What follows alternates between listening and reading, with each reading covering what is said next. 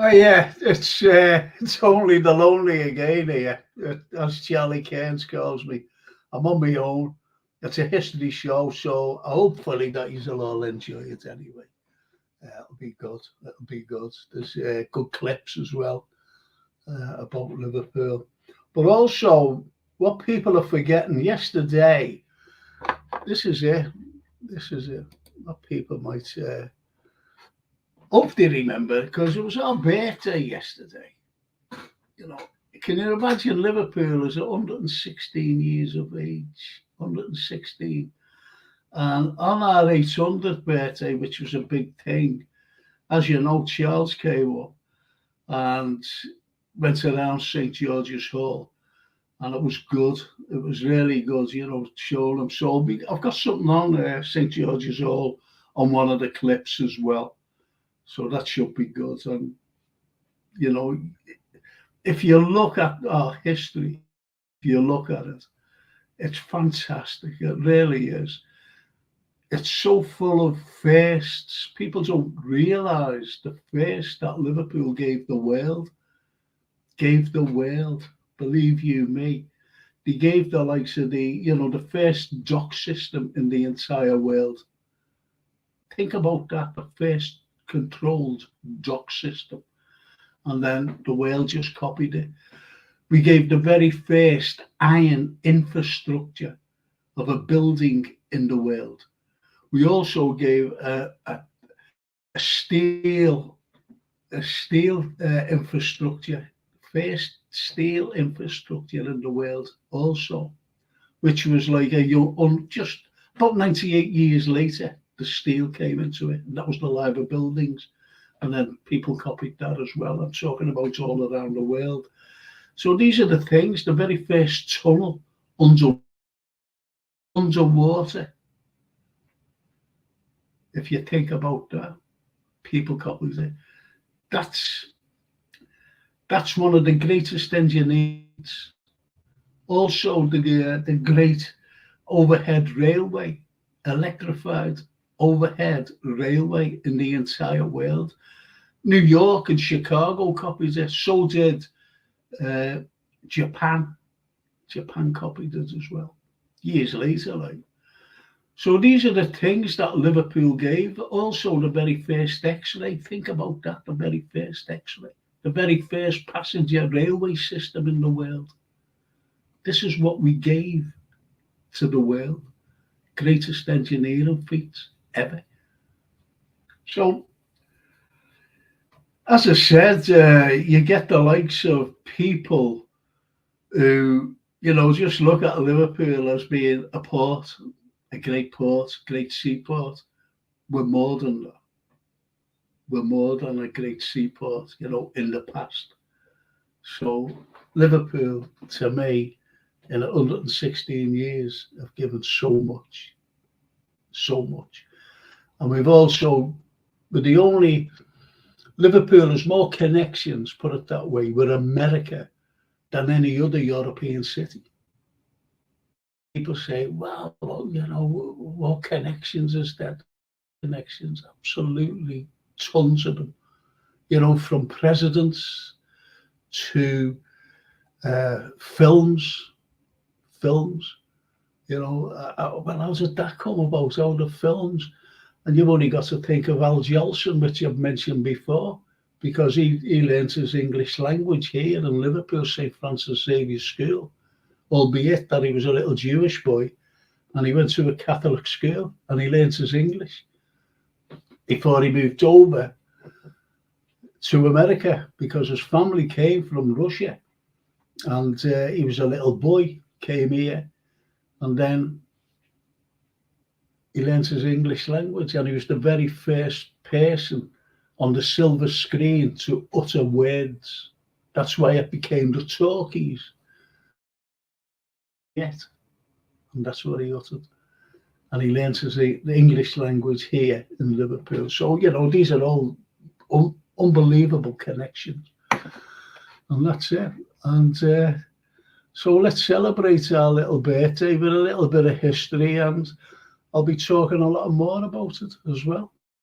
I'll be talking a lot more about it. And thanks for joining me. And we're going right over to Ohio.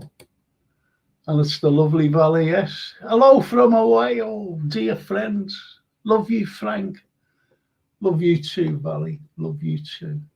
The lovely, wonderful lady. Thank you so much. We've got Tony Barn. Hello, Frankie. Hope all's well, mate. With a pint, scotch, 2 thumbs up. And I know what the thumbs up are for. I think it's for yesterday. But this is not this is not a football show. It's tomorrow night, though. And thank you for the chaser, Tony. No mince pies there, though, I don't see. Because I said I like mince pies. He came up with a tray of them. Oh, blimey. From Costco. It was such a wonderful surprise. He just came up and said, "Yeah, big tray of them." And the big things, they're like big cakes. That's unbelievable. Thank you. And Mr. Snape. Look at this, well.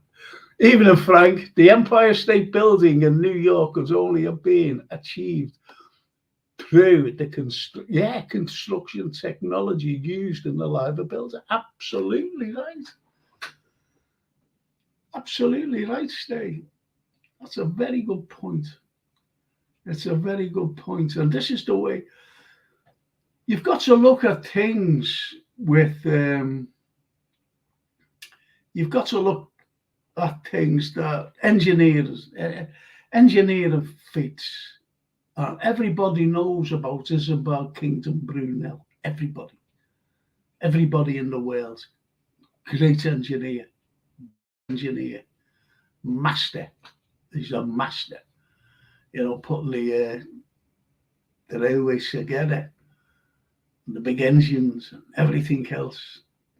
Mid-19th century, what a man. And then you had Thomas Telford, another great engineer with these big bridges. And everybody knows Telford. Everybody knows George Stephenson with his steam rocket. You know, the train, the little steam train, the first in the world. Everybody knows about him, but nobody knows. You mentioned Sir Douglas Fox and James Greathead. Who were they? And yet they were the best. They were the best out of anyone. Because they went to the congestion of traffic with the Liverpool docks and the city centre was horrendous. And they needed to rejig. They needed to really rejig the traffic, and they didn't know how to do it. They just didn't know how to do it. And this fella came in with his partner, Sir Douglas Fox, with James Greathead, and he said, "Yeah, I'll put a railway in the sky." And he thought he was nuts. He said, "You what? Put a railway in the sky?" He said, "But it won't be an ordinary railway. It'll be electrified with this new fandangled thing." And he electrified a railway. Think about that. Just think about that. Electricity had just been new. It was a new fandangled thing. And he put electrical lines, electric signals. That's what he put on. Electrical lines and electric signals. And also the very first electrified escalator in the entire world. Just think about that. And yet, it doesn't get a mention. No one knows. But you do now. I know. Incredible achievements.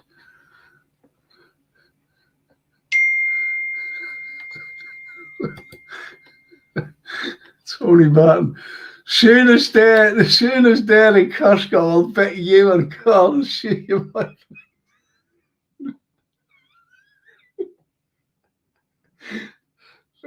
That was unbelievable, that though, Tony. That was such a bad thing you did. It really was. I had to freeze them as well. Couldn't eat them all. Thank you. I wanted to put on weight only. Beautiful. Thank you. Well, man. Charlie Wood. Hello, Professor. Hiya, Charlie. Hope you're well, mate. I bet you're laughing at after yesterday. Oh, brilliant. Absolutely brilliant. Stephen Snape again. What does he say? We drive through the Mersey tunnels on a daily basis without realizing the forward thinking of those who designed them, the reinforcing structures to withstand the water pressure above, and is unreal. That's a great point, though. That's a great, great, great point. Because we don't realise, we certainly don't. And the way, as I mentioned before, Stephen, we were the only like city, I might as well say city in the world. Our engineers said, I tell you what, let's go under water. How are we going to do that? And we did. We went underwater. And that was from James Street Station. It was for the railway. And it went from James Street Station over to Hamilton Square in Birkenhead. Just think about that. It's incredible. It's absolutely incredible. The engineering. Evening, Franco and gang, says the lovely Annie Mac. Old neighbour. I took her and her two mates out. Catherine Fay and this other girl, I always forget the girl's name, but Catherine is an old neighbour as well. And we had a smashing time. When I took them out. I think it was last year, it was last year. And all the girls were saying was, go away. Go away. That's all he was saying, but I was saying the history, you know. Go away. I said, yeah, it's right. Fantastic. Lovely girl, Annie. Love to meet her husband, by the way. He seems a smashing fella. Got to meet Monday. Oh, I'm sorry, Lynn. Lynn Ellis. Evening, Lynn. Hope you're well. Hope you're well, Lynn. My little mate. She does all the organising for all these trips, whether it's a walking tour or whether it's a coach tour. And we have a great day. And she has a great crowd with her. A wonderful crowd of people. And they're all lovely. Yeah, they're all lovely.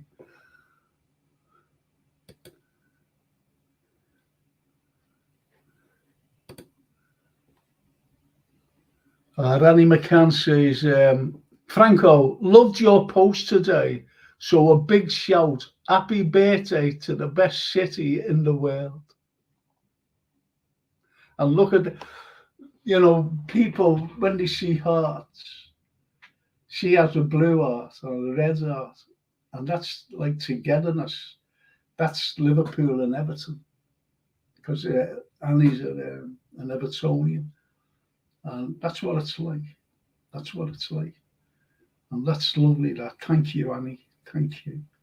And Annie goes to India every year and she helps out the poor. This is what people don't realise. India, helping out the poor. And she just loves, she's like George Harrison. George Harrison fell in love with India. And Annie goes over with her fella.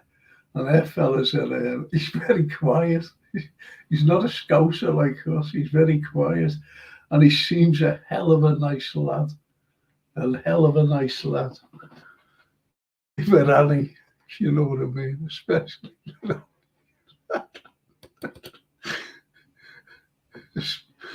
That's lovely, isn't it?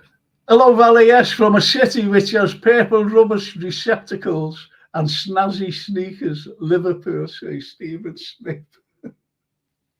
Do you want to see my sneakers? Lovely. And Valley says, at Stephen Snape, oh, how fabulous to see you again. All my best from Ohio. Wouldn't take that, would you? Ohio. Unbelievable. Blessings to everyone, especially Frank's girl in Ohio, says Redbeard. Redbeard's a big Liverpool fan, by the way. He's a big lad. And we're doing a podcast tomorrow, by the way, Redbeard. And don't forget, I need you as a moderator. I really do. There's no way I can get in touch, or Jason. So if you can get hold of me, if you're on Facebook, send me a message. You'll be able to send me a message with your email. We'll be able to have you as a moderator right away. If you can. And Annie says, Franco, defo see you next time, home with the Upster. I hope so. Annie, I want to meet. I really want to meet him. I really do. And you know that. I'm not just saying that. Really like to.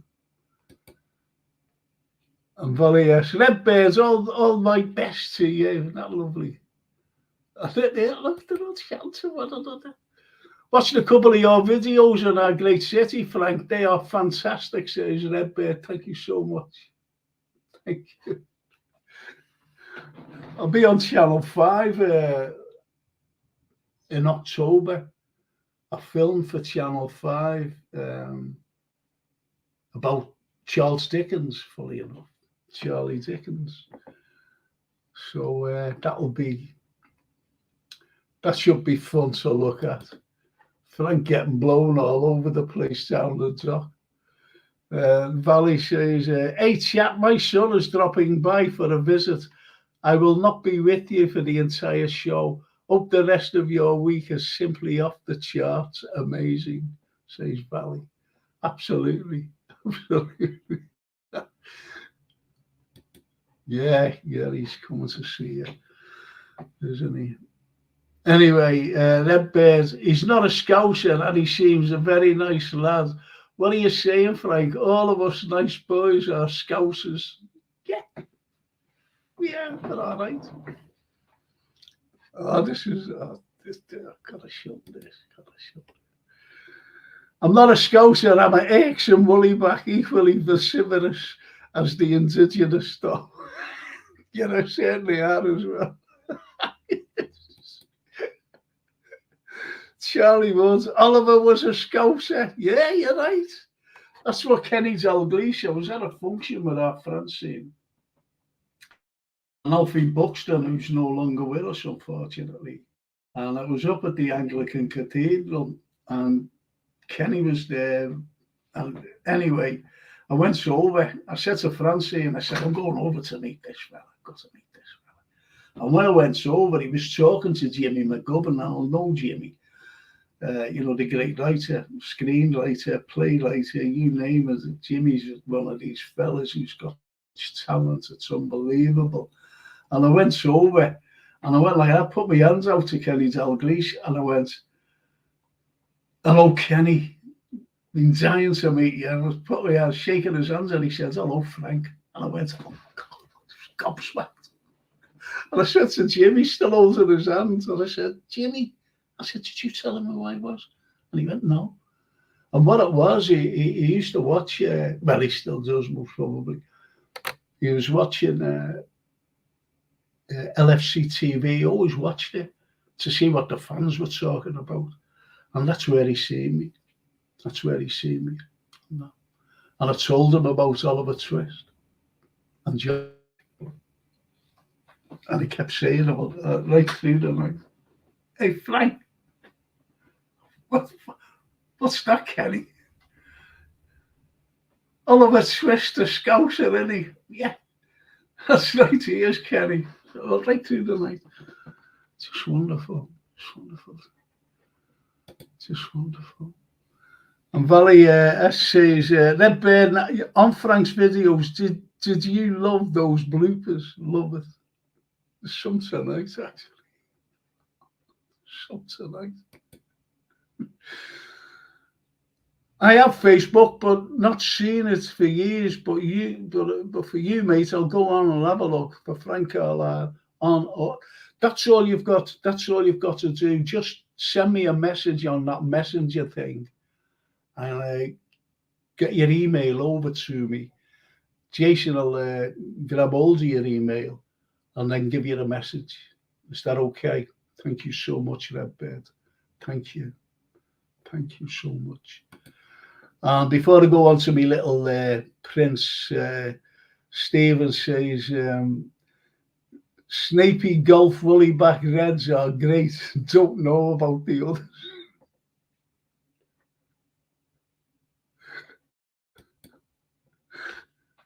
Valley, the bloopers were the best. Had me rolling and laughter. Thanks very much. They were the best. I think that's all people went on for. I'll tell you how they came about, actually. I'll tell you how they came about. What it was, when I was getting these rushes, you know, when you've done a bit of filming, I was there saying, oh, yeah, that's okay. And there was a couple where, you know, he just left them on because he never had time to take them off. This is why we were having a cup of tea, you know, during the filming. And that's where I said, well, why don't you put that on? I said, you know, we're not infallible. We're very fallible, every human being. I said, just put them on. Just put them on. And he did. And that's why people like them. Shouldn't have put them on. But I was told by a certain person, oh, don't put them on. It's not professional. I said, it is. I said, how many people, you know, go on the telly and you think, wow, look at that, isn't that fantastic? You know, what's the filming and everyone's made up. They always make mistakes or something happens, whatever. Like me trying to open gates all the time. It was mad. They were always stuck or locked or whatever. And you don't test them at the beginning. You're stuck and you just can't do anything. It's funny. It's just funny. Redbirds will do, Frank. Thank you, Redbird. And finally, Philip Jones. Good evening, Frank and the family. I hope you're all well and healthy. It's nice to see you online, Frank. Thank you, Philip. Thank you very much. I'm going to show R.J. Kismet. Look at this fella. Look at this man. Jay Kismet, you never walk alone. Big hello, Frank. Hope you're well, bro. Top game yesterday. Yes, we'll be talking about that tomorrow. Jay Kismet, thank you so much. Thank you, Jay Kismet. I was on the Jamie Phillips show before, and I was going to answer this fella, Jeff Barker, I think, or something like that. You know, he's saying, Scouser this, Scouser that, you know, about Trent. And I said, I'm a Scouser. And the next was, I was going to answer him, really. And as I was writing it out, it was too late then because I had a phone call. I had to answer the phone call, and it was too late to get back to him by saying, you know, you shouldn't mention about Scouser. It's just picking on one lad. You didn't have to mention Scouser. You didn't have to just mention it at all. All you had to say was, I think he's a weak link as Trent, that's all. Not a Scouser, not a Scouser, not a Scouser. And that annoyed me, I'm being honest. It really did. And as our lovely Annie Mac says, Monday's no football is right. You're right there. You're right. You're right. Absolutely. Tomorrow is the football. What I want to show here, people, is this. Right. Let's just put this last one up. Jay Kismet, you know, and all. Love seeing you so much. My son just arrived with all my heart. Frank, That's it. See you later, Valley. I just want to put this up. Just please, it's a matter of Gap Painting Services, fully time served, fully insured, 5-star customer ratings, customer refs on requirement. Now, the point is, these are the sponsors of the Frank Carlyle Show. And I'm not just saying this because they sponsor me. I suppose, oh, yeah, you got to say that. But honestly, they're good. They're really good. They're brilliant. And they've done a little job for me as well. That's why I'm saying how good they are. And bang, nothing. I mean, nothing, no drips, no nothing. They were superb and tidied up and they were gone. And they loved me cup of tea. He said, you make the best cup of tea ever. Anyway, that's by the by. But they are, and if you're at OAP and you need something done, just get these lads in, you get a great discount. Not only that, but also an NHS worker. If you're an NHS worker, get them in. Just get them in. Fantastic. Just fantastic. I love this. That's nice. Coming from Jay Kismet. Enjoy it and have a nice evening, says JK to Valley. Liverpool Fruit Market. My family worked for years. Also, my family has history with the live. That's great, that with the live. That's brilliant. I'd love to know more about that, Anne. I'm being honest. And Redbird says, it seems to annoy people when I say I'm not English, I'm Scouse. Well, as Annie McCann said, I put a post up today, and it's a pity you're not on Facebook because I did mention a little bit about Viva la Republique. That's us. Because we look out, we don't look in. We don't look in. Look, I'm just going to carry on, but I will get to you all, honest to God. I will get to you all. I will get to you all, promise you. Right, so, and this one is Kulan Comedy, and it's hosted by Adam Anwar.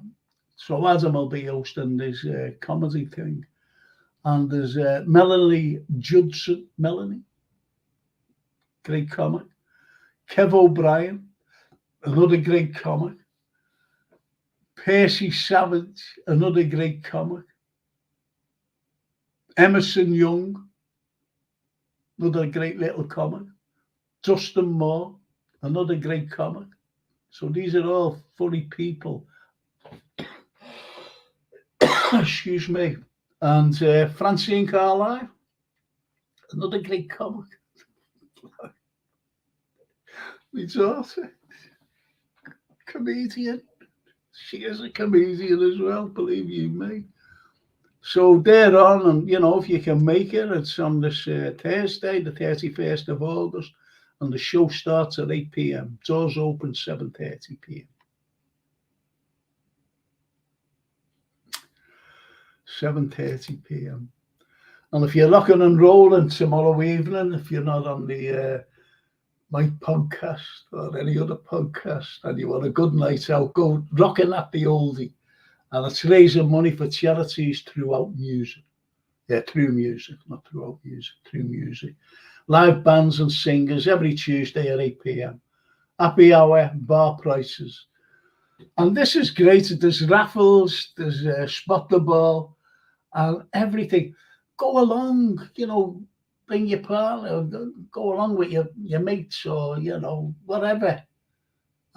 Just have a good drink, have a nice night at the Oldie. Live bands, individual solo singers as well, not just the bands, but there's everything going on.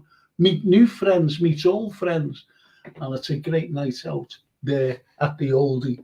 And it's in Aintree. 125 Ormskirk Road. It's good. It really is good, believe you me. Now, I want you to look at this picture. Look at this. And what it is, you see this big thing at the right, the extreme right. This is Ranelagh Street, by the way. Lime Street into Ranelagh Street. So you've got that theatre, and where you have the other place, and that's the same theatre. And that's where I did Who Do You Think You Are for John Bishop. So we were there, we were outside, we were on the opposite there. And I showed him this picture on Who Do You Think You Are. It was filmed. And I said, that's where I was doing something on his granddad, his great granddad. He was a performer with two other lads, little troupe, vaudeville, or whatever you call it, musical. And I was telling them all about this theatre. I said, this is where he was. Obviously, it's not there now. And he was delighted. It made up. Absolutely delighted, what I was showing him. And he said, can I have a picture of this? I said, of course you can. So anyway, I sent him a picture. John, and he sent back and he said, thank you so much. He said, that's great. I've got it hanging up. So, okay. Now, this, what I want to say as well, if you look to your right, the direct right, that's a hotel. And Charles Dickens used to stay there, because if you look at the bottom of the picture, you can just see St. George's Hall. And that's where he used to give his penny readings. So he used to just walk along Lime Street, go into St. George's Hall, give his penny readings. And funny enough, he used to go up to Everton, to Mar Boyle's in Everton, and he used to sit on a bench, and he used to buy they were medicinal sweets, they were mint. You get your mint toffees now, And he used to have these, they were like strepsils today, where it soothes your sore throat or whatever. And he used to buy them there out of, it's not Marboyles, is it? I don't know why I said Marboyles. But anyway, he used to buy them there. And he used to look down towards the Mersey, and what he used to see was the canal, the Liverpool Leeds Canal. And if you ever read Hard Times, or if you've got a copy of Hard Times, go into the 5th chapter called Keynote. It's called Keynote or Keynotes. Keynote. Just go to the 5th chapter on that first page. That's what he's describing, the Liverpool Leeds Canal and the people. Just have a look at it. Just have a look at it. Because as he was sitting, eating his sweets, he was observing it. Goes back to his hotel, writes it all down. And that's Times, 5th chapter, Keynote. And that's Liverpool being described in our times. Absolutely. The imagery is absolutely amazing. The descriptive writing is unbelievable. Just go into it. Just read it. You've only got to read that. It's only a page. Fantastic.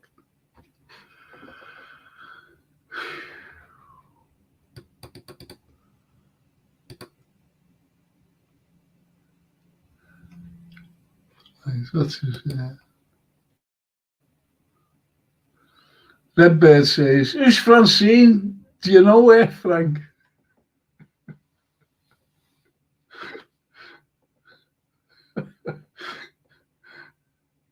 She is a case, though, to be honest, Redbird.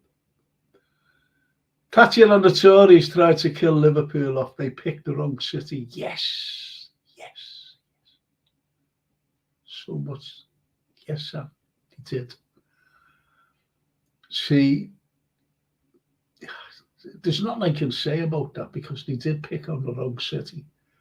We've got so much resolve. It's incredible. We've stood with our backs to the wall by some of the abuse that we get. I was on a stream a few weeks ago. No. And I just put up, and people from all over the world, saying from Liverpool and whatever. From everywhere all around. Sydney, Australia, for example, New York, everywhere they were putting, France, Paris, everywhere, all around the world. And I said, I just put up, hello from Liverpool, UK. Two fellas, English. One from Rochester said, I want my hubcaps back. And he wasn't being funny. He wasn't like a jokey way, if you know what I mean. And this other fella, someone mank, some mank, but he came out with, not repeating it, to me. Doesn't know me, but it's about the city. I had to go at him, though. You can imagine. I thought I might have got banned, but I didn't. Calling my city and Scousers, no chance. Jay Kismet. And they tried to do that to the Punjab and India at the same time. They tried to do that to Liverpool. That's why many Punjabi people support Liverpool. I didn't know that. Thank you, Jay Kismet. Thank you. I didn't know that.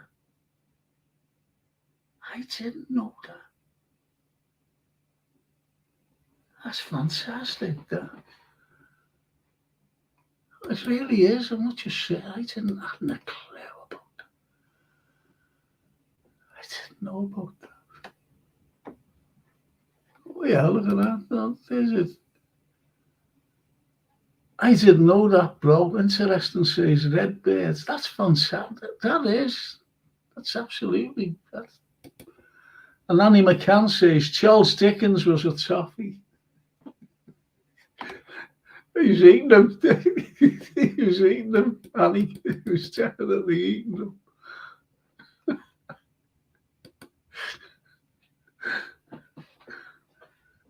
Yep, Redbird, Thatcher and Indira Gandhi worked together on both projects. Wow.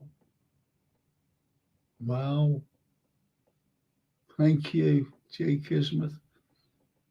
Fantastic. Thank you so much, brother.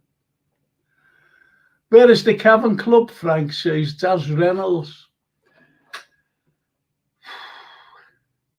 There's two, there's the Cavern Club and the Cavern Pub facing each other on Matthew Street. And I was there, I took Francine out a few weeks ago. And we met one of the residents of the Cavern Pub, Paul Capper. He's a friend, Paul. Cracking fella. Really cracking fella. And great. He's unbelievable. Plays the guitar like Jimi Hendrix, with his teeth and everything from behind. And God blimey, I can't even pick a guitar up. But he's a great rock. They come from all over the world to see this fella. He's absolutely amazing. So I went down there, and the Cavern Pub, I go to the Cavern Pub more so than the Cavern Club. Yet the Cavern Club has a friend of mine who's a drummer. He's a brilliant drummer, and they're a resident band there. The Shakers, they're called. And you want to see the cover that they do for the Beatles, of the Beatles. Absolutely brilliant. Absolutely brilliant, they are.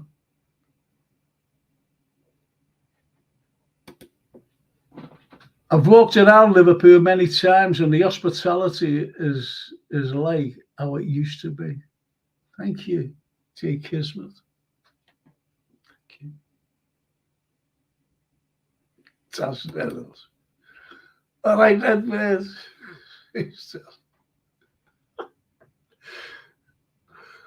Oh, that's lovely. And Annie McCann, as I said, Annie goes over there, to India, and she helps the poor. She stays there for ages, and she says, and Annie's a blue, by the way, and she says, got great muckers, Punjabi, all reds. See, Jay Kismet, thank you for giving me that information. I love that. Thank you so much. Do you know what? Like, you know what I am, and I've always said you learn something new every day, and we do learn something new every day. That's beautiful, honestly. Well, thank you. I really appreciate that. And as Redbird says, Charles Dickens' missus used to throw toffee mints at the crowds at Goodison, and we Reds would fire them right back at it. Those were the days, like. Yeah, the toffee lady going around. Because when I was younger, me and my mates, they were all split. Some were red, some were blue, and obviously we used to go to both Goodison and Anfield. Used to watch them. Can't do it now, unfortunately. But today, it's not that you can't do it to go. It's too expensive. And I always remember Roy Keane saying, the prawn sandwich brigade, and that's the way it's gone. And he said that years ago. They're coming up the rails. Anyway, I'm going to carry on with this, if you don't mind. I think it's a great you lot. Right, so that's that. And if you look at this. Now, this is an unusual picture. And what it is, it's the interior of St. George's Hall. Just look at it. Look at it being built. The interior. But you haven't seen that before. St. George's Hall. Look at it. Just look at that. There you have it. I'm going to tell you more about the exterior here. When you look at that, I'll give you another look. But just look at this again. And it's absolutely fantastic. Look at it. Look at the scaffolding. Putting these columns in. See, the interior, people, is the interior is based on Emperor Caracalla steam baths in Rome. It's a steam bath. And if you look in the middle, you can actually see the bath, where the Minton floor is today. So you see the bath, and you see figures in it. That's the sunken bath. Hence, Emperor Caracalla steam baths in Rome. I've actually seen the steam baths in Rome, but it's a ruin. It's just, unfortunately. But they got pictures or paint prints or whatever, and that's how they designed this. St. George's Hall, the interior. When I took Charles around, he was amazed. And I actually showed him this picture. He goes, oh, it's fantastic. I've never seen anything like that in my life. I really haven't. And I said, well, there you go. But it's a very unusual picture of that.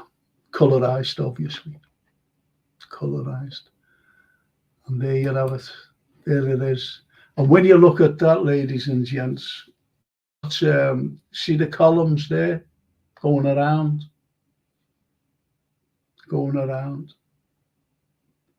And what had happened was, I can't really point it out, but where you see the church, St. John's Church there, right that church, you see like other gates. Well, that was the entrance.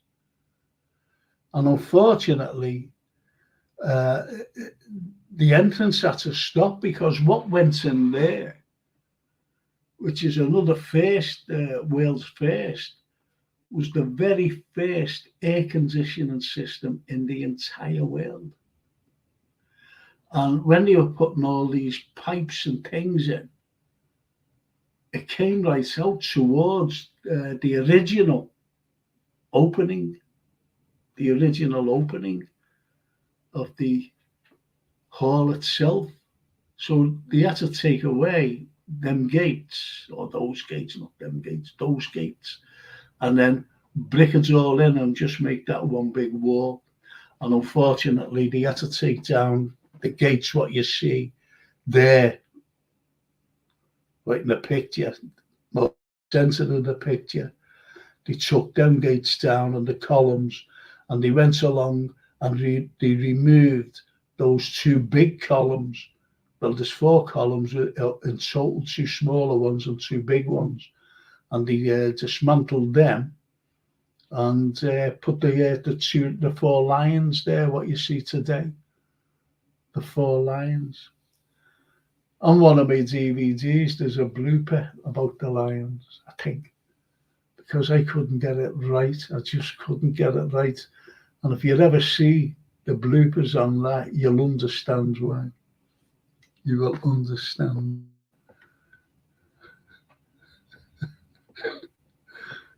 Oh.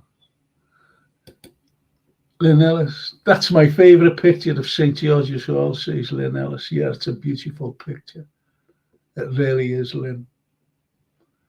And Tico. Hi, Frank from Norris Green. Did you know there used to be a castle, Norris Green Park, with massive gates for horses? We had a Norman castle, and that was up in West Derby. A Norman castle. But you're right about Norris Green. And what it was, they had massive gates for horses, but there was massive gates for horses all over the bloody place, to be honest. And there used to be stables, and horses were very expensive. They were the Lamborghinis or the Ferraris, at the times. They really were. And then when Shire horses came into being, they were the big muscle. They were the muscle horses. They were the horses that did all the heavy work, to be honest. These big loads, these Shire horses, and they were very expensive.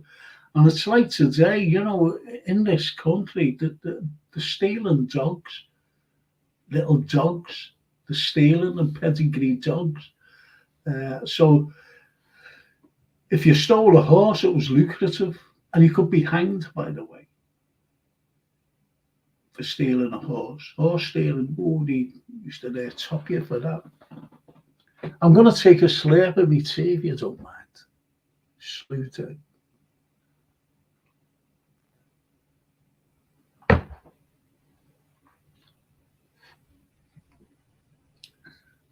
We're having a go here, though.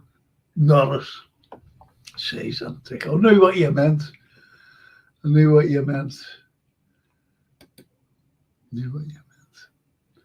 Red bears are, they're all talking. They're all talking to one another. Let's see what I'm saying here. It's now only got the arch of a 2, so it could never be demolished. Do you know what? Answer can, obvious that it's grade 2. It's got to be a grade 2 star, so it can't be demolished.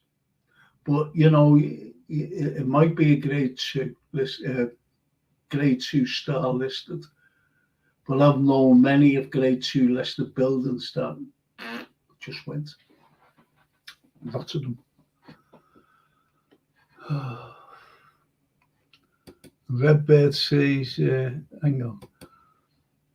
Always loved the name Notty Ash, says Jay Kisbeth. Ken's odd, funny as, yeah. Ken gave me, he became a friend of mine, Ken. Gave me the greatest compliments ever. He said, not to me, but he said to people about me, you know, being a historian. He said I was the finest. It's just one of the greatest compliments.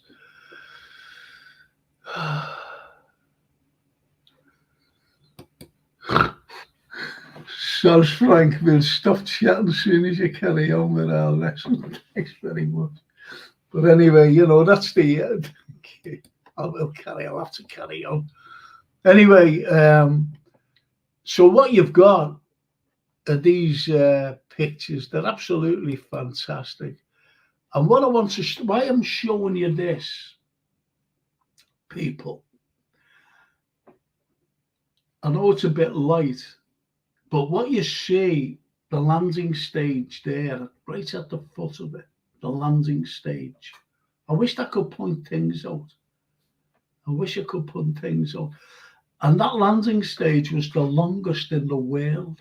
It was half a mile long. We had the longest landing stage in the entire world on the Mersey. And there's a place called Matos in Brazil. It's called Matos, yeah, something like that anyway. Maltas in Brazil. And that copied the landing stage. And there's a plaque, well, you know, a notice saying about the landing stage in Liverpool, and this is why this is here. See that? Maltas. So, you know, but what I want you to look at, where you see the landing stage, right in front of the Liver building, you see another little building, you see a long building. I'll try and get it for next week. See, it shows me last show before I go away. I go away next Monday.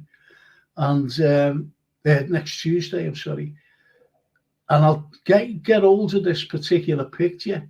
And what it was a baths.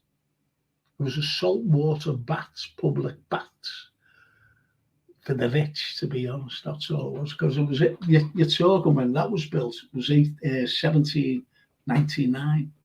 1799. And they only demolished it, I think it was in the 60s. They demolished it instead of leaving it. It was like a museum piece. It was. I'll get a picture for you next week and show you it. If you remember, Jason will remember. He always remembers things. And also, if you can look at the picture, this is the most important one here. If you look on the left-hand side, near the top, and you see a white building with columns. And that's the Cotton Exchange. And they took away. I'll get a picture up next week. I'll definitely get a picture up of the public steam baths, not the public steam baths, but the public baths on the Mersey. And also a picture of that beautiful building and what they've done to it. Because people used to say to me, was it bombed during the war? No, it wasn't. I've got a few more pictures to show after the break, because I've got a clip. I don't believe this. There it is. There's the bats. Jason, you're a genius. There you go. There's the bats I was talking about. There you go. Look at that. Isn't that fantastic? And there's the port of Liverpool in the background just being built. And that was being built in 1907. I was getting mixed up with my centuries when I say 19 or whatever. Anyway, look at the bats.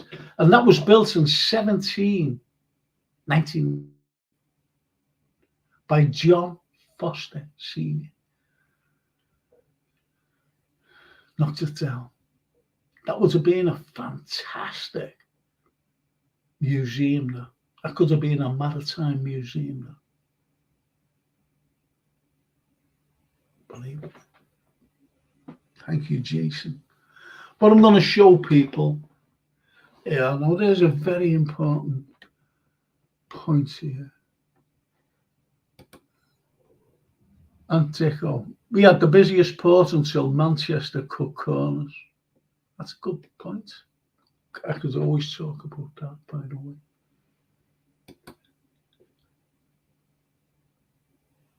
And listen to this.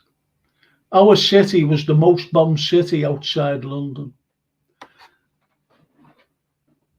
And you're so right. And every time you see some people,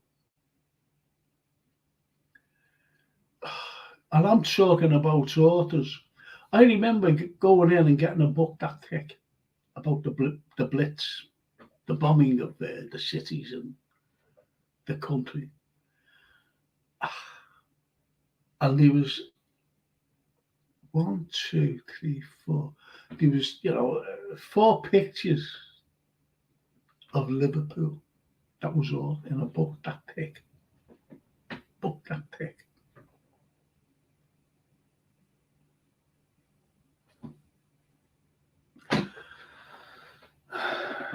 And it's sickening. And as you said there, Ant, we were the most bombed city outside London. You never get mentioned. I'll tell you what else never gets mentioned, and that's Bootle. Bootle was the most bombed town in the whole of the country. Only because of the docks, and us because of the docks. And people always say to me, well, why wasn't the Liver building or the Port of Liverpool building or the Cunard bombed? That was a landmark for the Luftwaffe. It was a landmark for them. That's why they were bombed, believe it or not. Right, I'm going to show a clip. We'll have a little break. I'm going to show a clip. I think you'll enjoy this. Just have a look.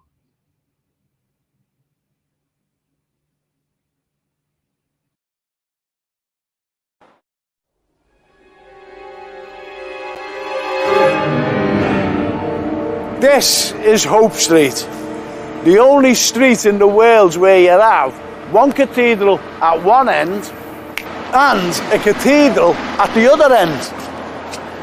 And on this street in 1826, there was something very sinister that was discovered. John Henderson was a Scottish merchant, but was he? Because when he came to Liverpool, he said that he was a fish oil exporter. And he hired a cellar based right here in Hope Street. Mr. Henderson was not involved in the fish business. He was involved in a very, very lucrative body snatching business.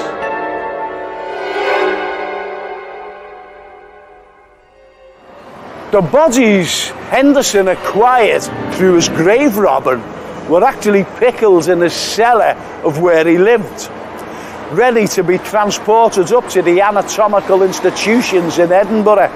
However, he was discovered, but unfortunately, he never ever got caught, because when he seen the police outside his home, he took to his heels. The bodies that were discovered had to be reburied, but no one knew their identity, so they were buried in a pauper's grave.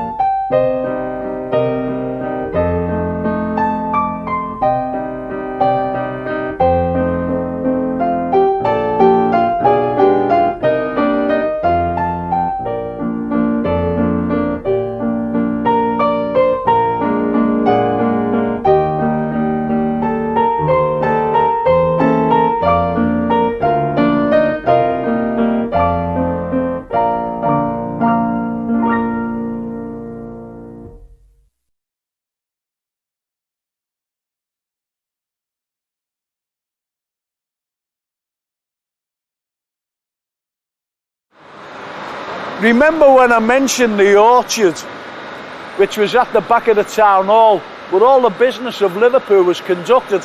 Obviously it's there no longer. However, on the 21st of August 1775, the sailors unrigged all the ships in Liverpool because they went on strike. Why they went on strike? The merchants decided they wanted to make more money because the sailors were on 30 shillings a week, so they decided to take 10 shillings off them. And don't forget, people were living hand to mouth in those days, and that includes the sailors' families. Some sailors were actually incarcerated because they went on strike, and they were incarcerated down at the Tower, which is at the bottom of Water Street, and other sailors went there to freedom. So on the 1st of September 1775, they congregated outside the town hall, 2,000 of them. In Castle Street, there were gunsmiths, and the sailors went into the gunsmiths and brought out pistols, cutlasses, muskets, and they also brought 2 cannons from a ship placed here to set siege to the town hall.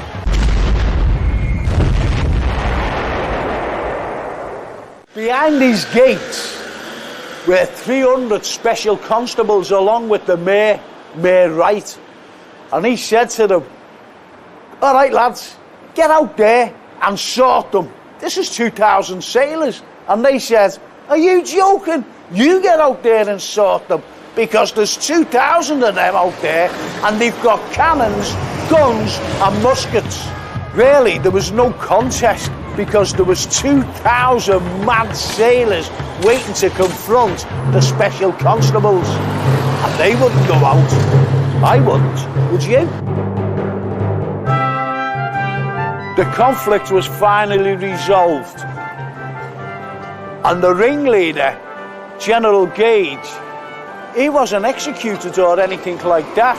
He was actually coerced into the Royal Navy, because the Royal Navy were actually at war with the French and they needed tough men, and General Gage was the toughest of the lot. Don't forget, on the 1st of September during the siege, there was musket fire, there was cannon fire, there was every kind of fire. But where's the damage? Can you see any? I can't. Why you can't see the damage today is because they brought in the famous architect John Foster Sr. to redesign the whole of the front, the badly damaged front, and he designed the famous balcony.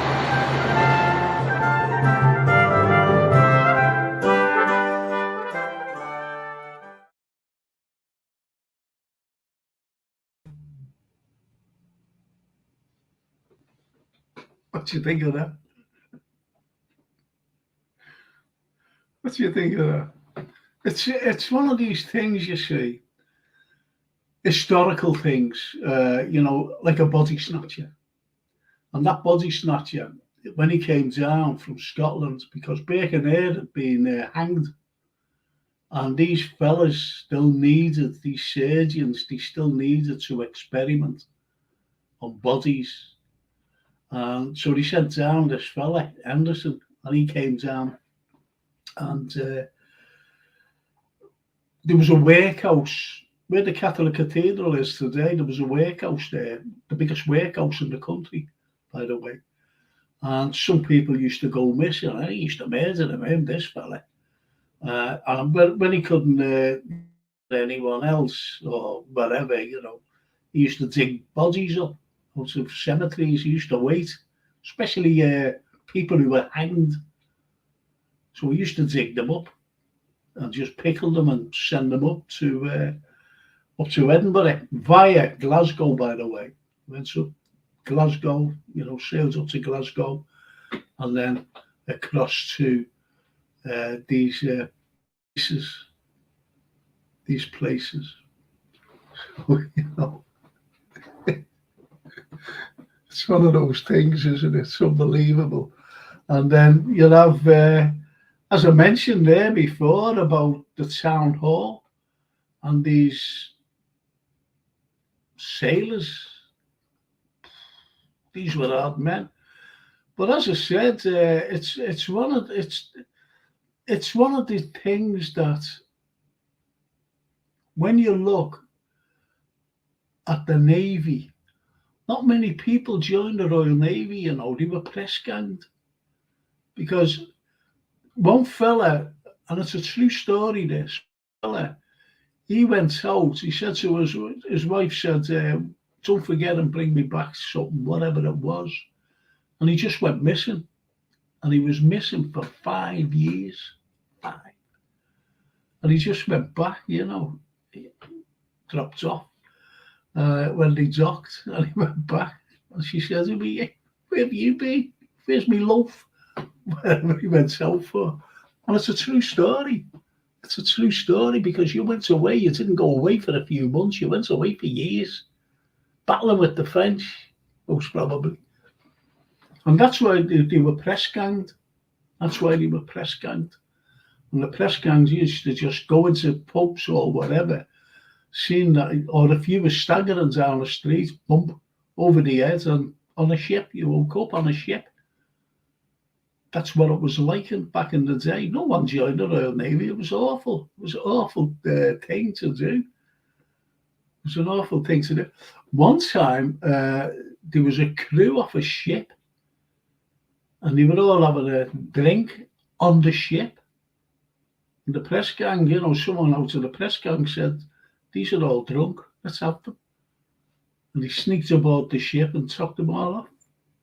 And the captain of the ship the next day, and the merchants, they had no crew to sail. And that's what it was like back in the day. That's what it was like. It's nuts, isn't it? But that's the way it was. If you ever seen the film Carry On Jack, it's so funny and it's true. What was happening?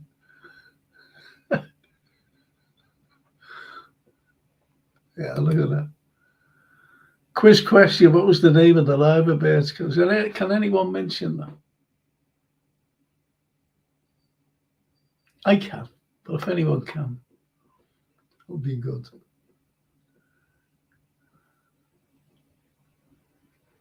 There you go, let's see this. Also sent the gunboat down the Mersey, Redbirds stop a general strike in our city. What it was, what you're talking about there, and was the 1911 general strike. And Churchill was the first Sea Lord at the time.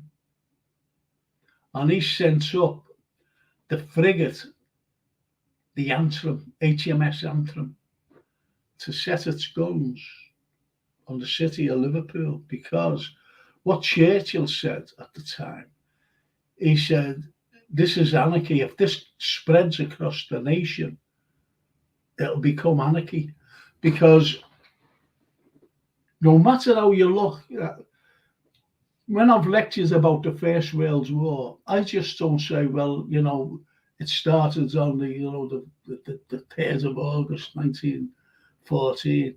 You've got to give a sort of preamble into why it started. So you go back in time. You go back to the 1880s and the problems then that we were having with the likes of it was a big family squabble. That's the First World War, was a family squabble, believe it or not, between the British monarchy, the German monarchy, and the Russian monarchy. That's how it was. And then in 1891, you had the Schlieffen Plan. And the Schlieffen Plan, by this fella named Schlieffen, he said, what we'll do, because the war was imminent. It was imminent. There was going to be a war. So in 1891, he said, what we'll do, we'll get into France, the Germans, we'll get into France, and we'll draw the British over, and we'll corner them. We'll actually corner them. And then once we corner them, sort them out, we'll carry on eastwards to Russia and sort them out. That was their plan. The the sleeping plan. So that was done in 1891. And then years later, as you know, in 1914, there was the war. But in between 1911, this is when they were saying, listen, there's an imminent war. There's an imminent war. And if this war starts, you know, whenever it's going to start, there's anarchy in the country. And we won't get any conscripts. We won't get anybody. And that's when Churchill turned around and said that the strikers of Liverpool, 1911, were the most unpatriotic scum on the face of the earth. Think about that for a minute. Unpatriotic. Yet when war broke out, Liverpool, the lads of Liverpool, were the first to join up. They had a 2-mile, 4-deep queue to join up. And some of the most remarkable VCs were won by Liverpool lads. There was one by Noel Chavas who won 2 in the same war, never been known. The only one in the same war to win 2 Victoria Crosses. Absolutely incredible. So that's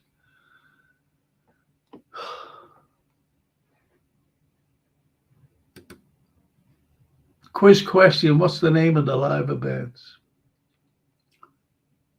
Well, Bertie and Belly. How about that? Brilliant, Frank. I love the photo you showed before of St. George's Bats, where the pier is now. Thank you. Yes. Thank you, Mark Kinnish. Ant Liver and Pool. Kidding. Bertie and Belly. Yes. I think you got it. Thanks, Sean. That's great. Love it. Really love it. Yeah. And he says, spot on. These are all scousers who know everything about everything. Yeah, that's a very good point there. Red Bird. We stood up for everyone and the bar steward's still stabbing us in the back. Spot on. Spot on. Spot on, mate. That's a brilliant. That's brilliant. And as Anne says, Redbird exactly, we stood up for our city. Absolutely. We always have done, always will do. It's brilliant seeing history of our great city. No, it's brilliant seeing the history of our city, best city on the planet, is it right? Is it right? Is it right? Love it. Love it. Love you fellas. Love everyone on here because you know so much. Really, I'm very pleased about that. I'm very pleased.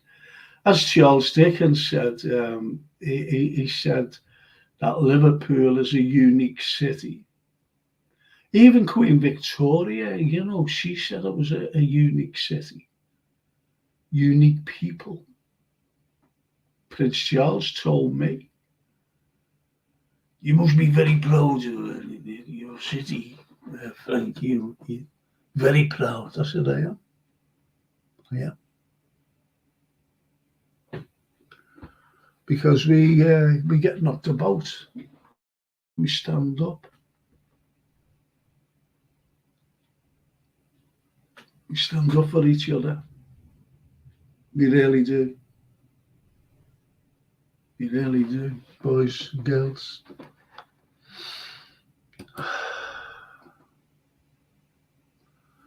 So what do you think of that? Like, what do you think of that? Isn't that brilliant? And that's the same architect, John Foster Senior, who actually built the wonderful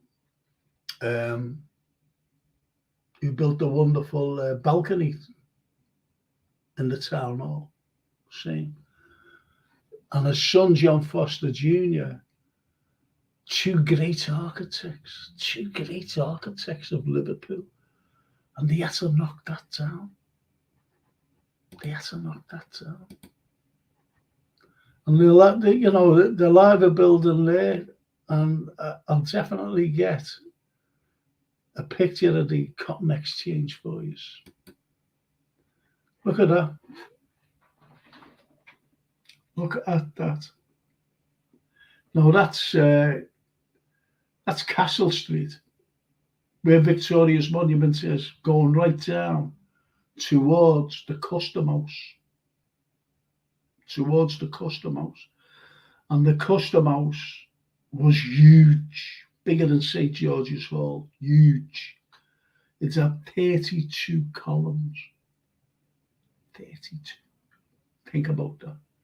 32 columns. And it was the same coloured stone as St. George's Hall.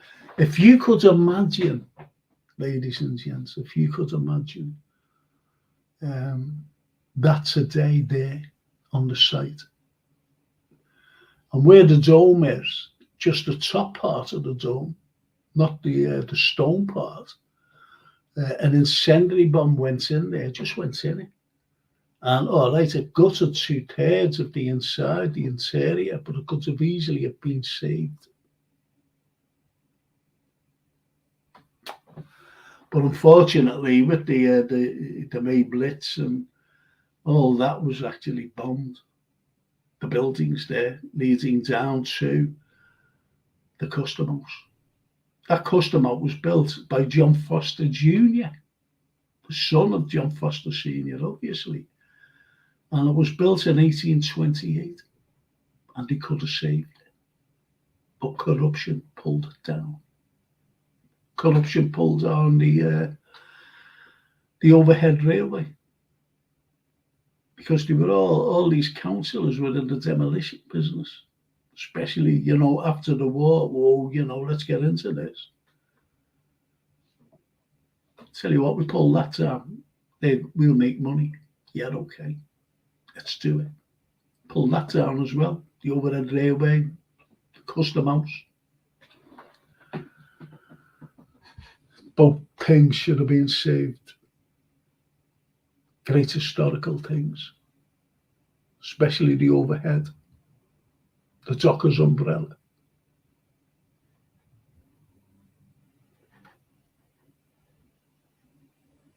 And that was that. Isn't that brilliant, though? Look at them buildings there. Where you see those, like policemen, I think on the right, the exact right there, extreme right. That's where Victoria's Monument is today. That's where Victoria's Monument is. That's just to the right of them, by the way. You just have that. Because what you had, where you have that dome there, where you have that dome, the bottom of that street there, Castle Street, South Castle Street. If you turned around and looked north Castle Street, you see another building with a dome, and that's the town hall. So you had two domes facing each other at the bottom of each street. Could you imagine that today? Could you imagine that today? Two domes. They're facing each other, just like Hope Street, and two cathedrals facing each other. Very unique. Think about it. Two cathedrals facing each other on Hope Street. And, people say, was it called Hope Street because of that? No, it wasn't. It was always Hope Street before any of the cathedrals was even dreamed of. And what it used to be a milliner named Hope. I think it was Peter Hope. Definitely Hope anyway. And he had a big windmill. And obviously he churns out the flour for the bread. So they named the street after him, Hope Street.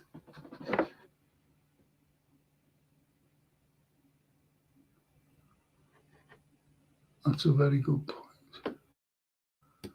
That's lovely, that. We are a small city with a big heart, says Tickle. And this is another cracking comment. Always amazes me how people talk about London, slag off our city without stepping foot in our city.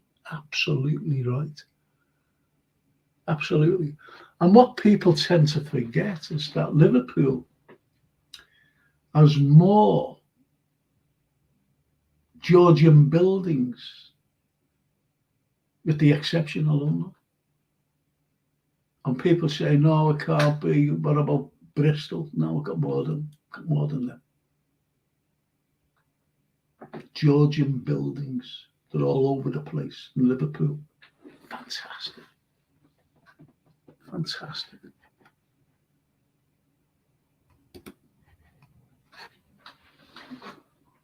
So I'm glad you're there. Well, I don't know whether you did or not. I know one or two of you said that they were great.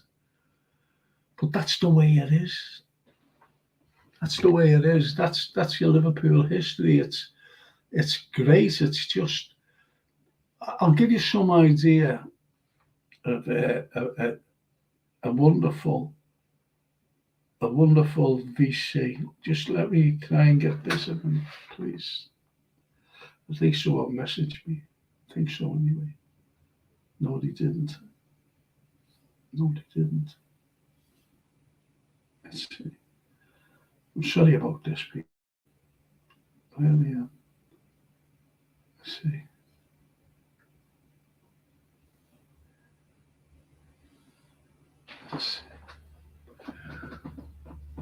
That's slowly that. So what I mean is, you know, you're at this city that's so full of pride, shall we say. So full of pride, and we never give up on anything. Never have done. You can go through the years. You can go through to 1565 when there was a hurricane that hit Liverpool. It's known as the Great Storm, and it hit Liverpool. And on the 23rd of December. And what had happened was it blew everything away. The only things that was left standing was the castle. Tower building was the little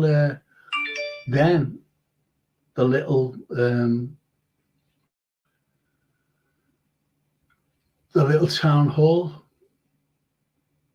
The little town hall that was left. So what John Cross said, he gathered everybody around and he said, listen, what we're going to do, stay with me and we'll build Liverpool from stone. No more blowing away. He just said, stay with me. There was lots of fatalities. You know, there was lots of everything, you know, people injured and whatever. But they stayed. And in 1566, Liverpool became the very first stone township. And you had to have a license to build from stone, by the way.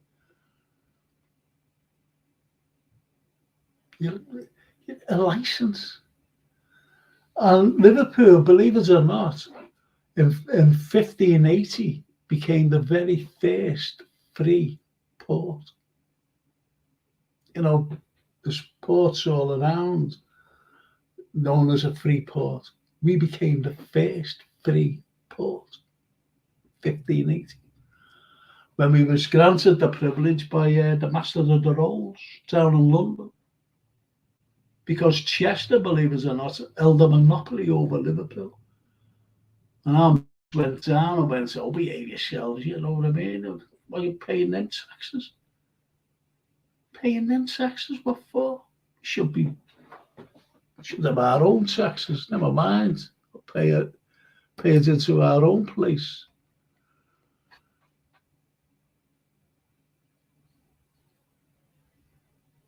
And that's what happened. So in 1580, the Master of the Rolls found for Liverpool, so we became a free port, away from any monopolies.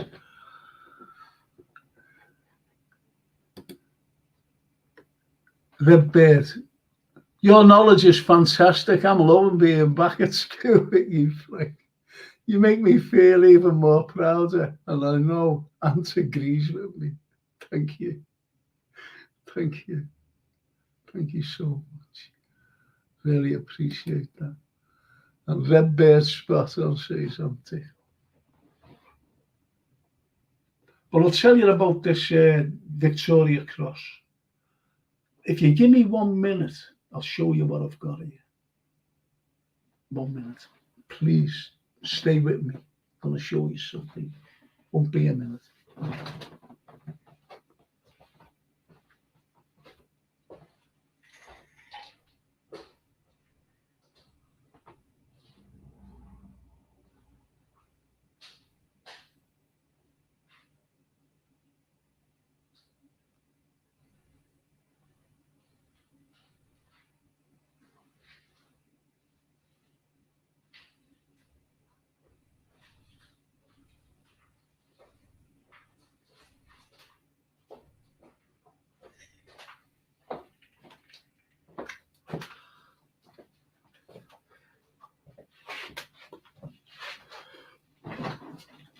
I'm going to show you a couple of things here.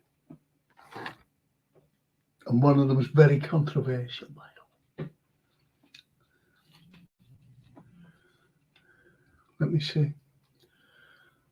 Hang on, I might have to take it out. 1 minute. Show you what it is.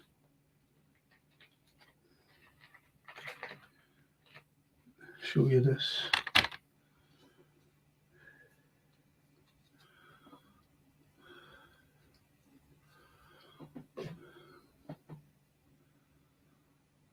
See what that is? That's a Victoria Cross, ladies and gents. Look at it. How about that? Hey? Victoria Cross. Very proud of that. Very proud of that. And I'll tell you how one of them won this. And there was a fellow by the name of William Ratcliffe, First World War. First World War. Now, William Ratcliffe was he was a veteran of the Boer War in South Africa, fighting the Boers.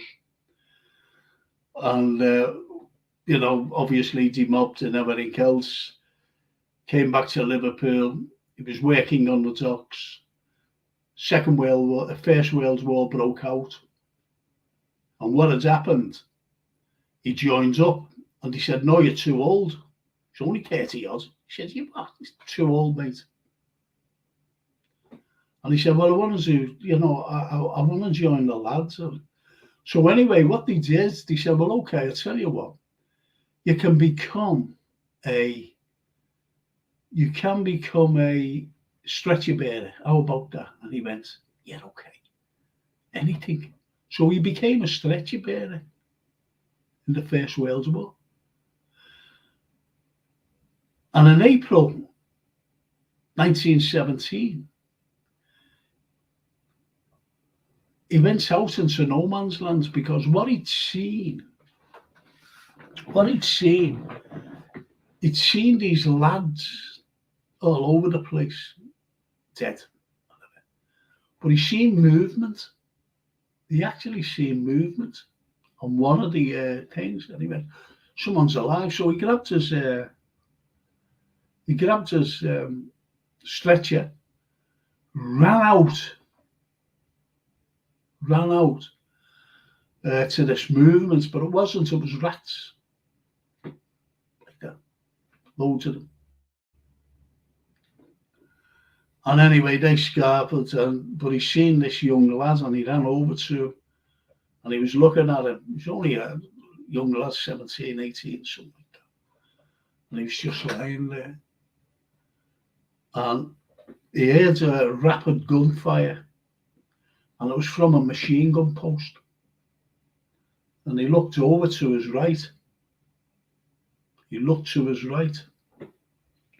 And he seen these soldiers being pinned down by these Germans. And he looked at the lad again. He was dead, unfortunately. He's just lying there. And he just tapped him on the shoulder, the cheek, and brushed his hair back. Just went like that with his hair, brushed it back. He took his rifle and he said, "Your death won't become in vain, son." And tapped him on the cheek again. Picked his rifle up, this lad's rifle, went up to the machine gun post and took them out. Shouted over to the lads who were pinned down, being picked up. And he said, "Go on, just get off. Go on, you're all right now. Go on." And they got to safety. Every one of them. The ones that were alive, that is, got to safety. And he just went back to that lad, put him on the stretcher, took his gun, the rifle, and lay it by him and brought him back. And just went around that night, that afternoon, night, just getting the dead back. And if there was any wounded, bringing them back. Just carried on, as though nothing had happened. He was mentioned in dispatches.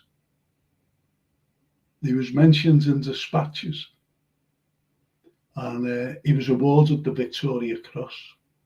He was also, the year previous, he got an MM, which is the next, just one lower down from a Victoria Cross, the military medal. And they were awarded the military medals, the ordinary soldier, but officers were awarded the equivalent, but that was called an MC, a military cross. You see? So the difference, it's class, isn't it, really? Anyway, he was awarded this Victoria Cross. And when the war was over, he went to live up in St. Oswald Gardens with his sister, because he was never married. And he's a very proud man, very modest man. And what has happened,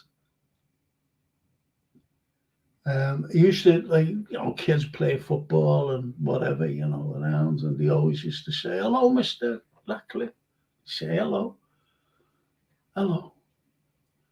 And then all of a sudden, they never seen him. And kids were going on, saying, "Oh, Mr. Ratcliffe hasn't been around, And for days, his sister had died, and her husband, both of them died. And he was just there on his own.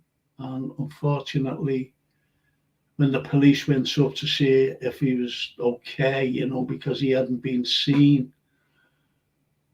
the poor man had died. This great man, this great modest man, Mr. Ratcliffe. VC.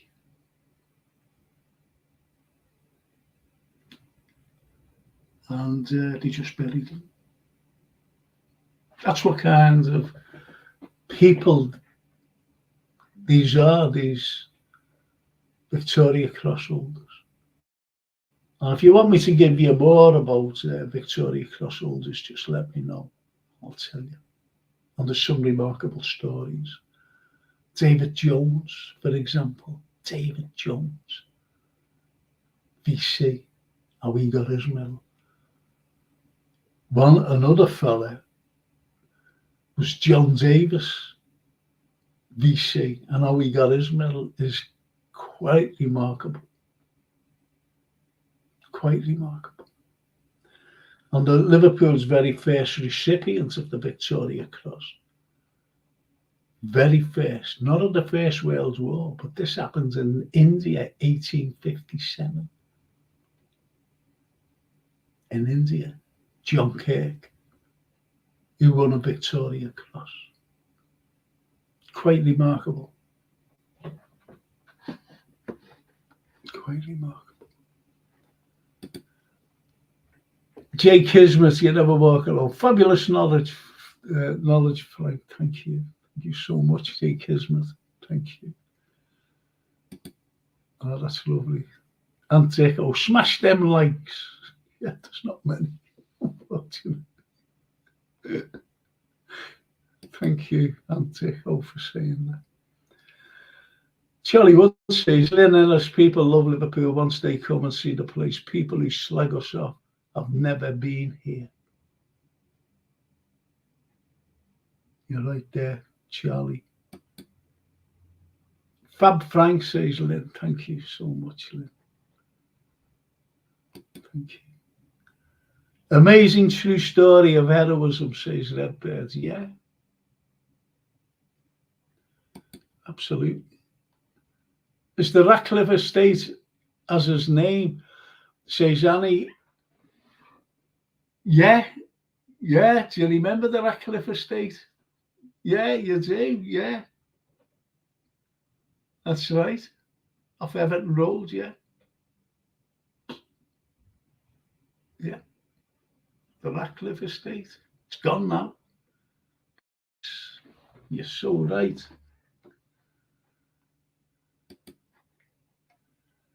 More medals will be wonderful, says Redbears. I'll tell you another one.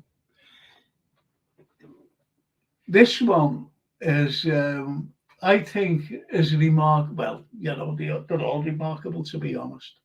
They're all remarkable. But this particular one is overwhelmingly beautiful story. I'll tell you two more. I'll tell you this one. I'll tell you this one. And what it is, it's about a fellow by the name of John Davis. But John Davis wasn't from Liverpool. He was actually from Birkenhead. And he was in, First World War again. They were being pinned down, his little company, was being pinned down on a canal. And they couldn't get out of it. They couldn't get out of it. And he just said, oh, F this. He said to, his mates, he said, listen, I'm going to take them. These Germans who were firing over. He said, I'm going to take them, little machine gun post. And he waded through a canal. So he waded through with a little rifle, gets through, gets over. And then he climbs on, the parapet of the canal and just rushes at them. He just rushes at them. Then all of a sudden, a big plume of smoke. A big plume of smoke. And that was it. And all them soldiers were saved. The soldiers were saved. Because he got to the Germans and he got, they weren't firing anymore. This lad.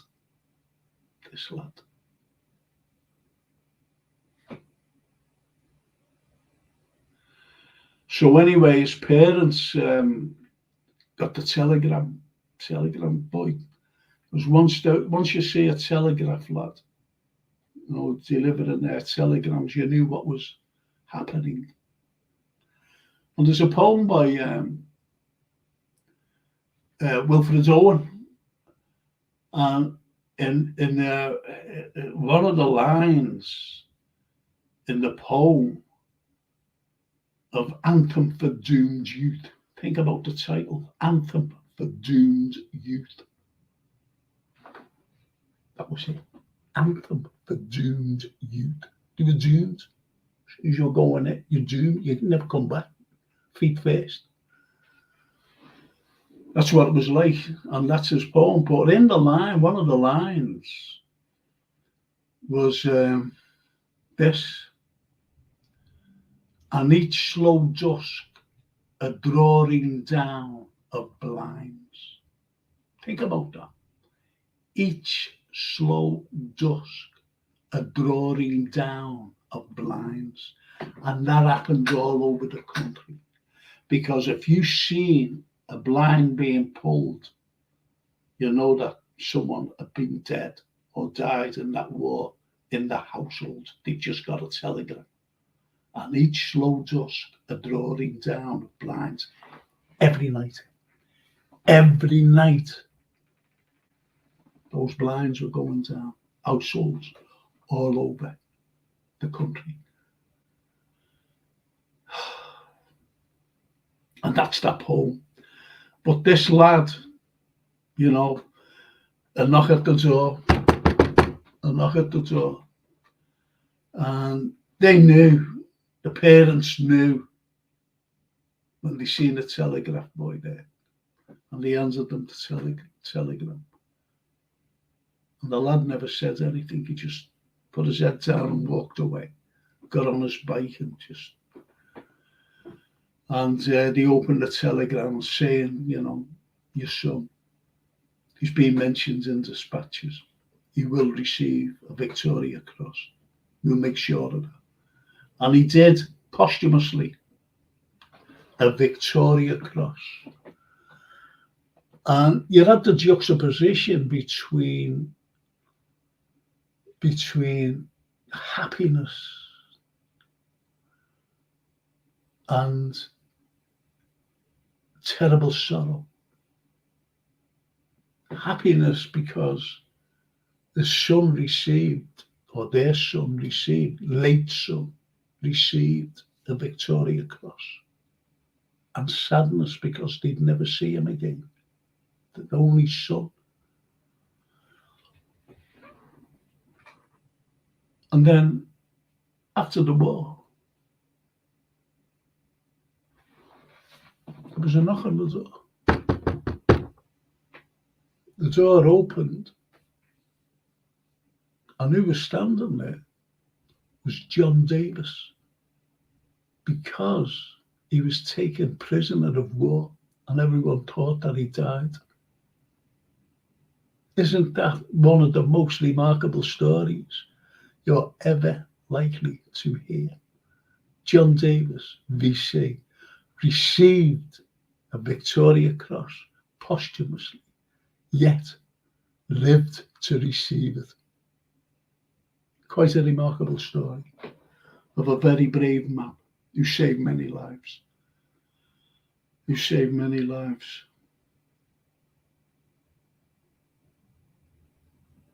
And when you think about these lads, you know,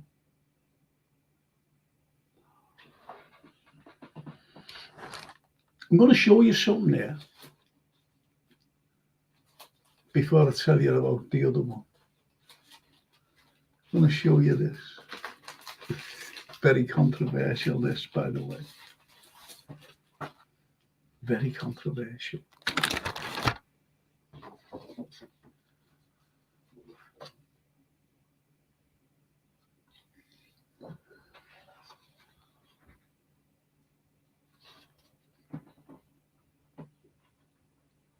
See that? That's the Titanic, right? That's the Titanic. The Titanic. But look at the headline there. RMS Titanic. Why they sank her. Why they sank her. Think about that for a minute. Think about that. Why they sank her. That was a DVD. And I've got it here. Somewhere. Why they sank her. So you've got to think, well, hang on, isn't it an iceberg? Hit her. It's in an iceberg, hit her. And you know, didn't it crash into an iceberg and it ripped its side and it went down 3 miles down, 1,800 lives lost. Didn't that happen?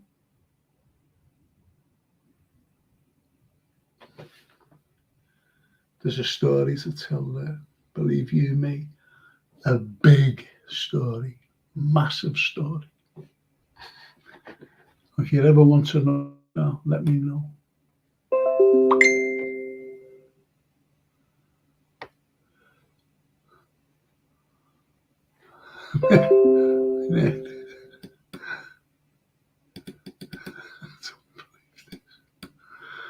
People think that I'm not doing a show.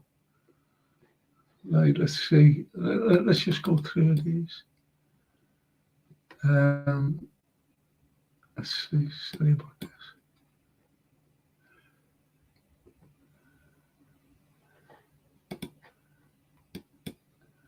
That's so true. Not just the past.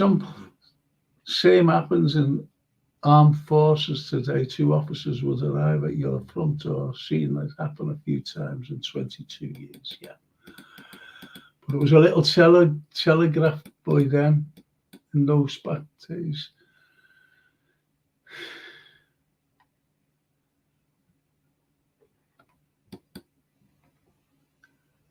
No, that is remarkable with a capital R, says Redbird. Thank you, Redbird. Remember you told us on the coach tour about that? Yes, I certainly did. Lynn. I always love your poems, Frank, in the war room, part of the town hall. You say it with such feeling. Oh, thank you. Thank you, Mark.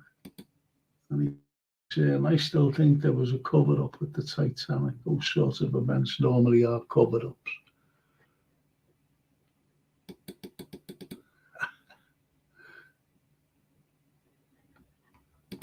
Let's see. I watched a guy a few years back. He proved that they sank the Titanic. Forgot his name.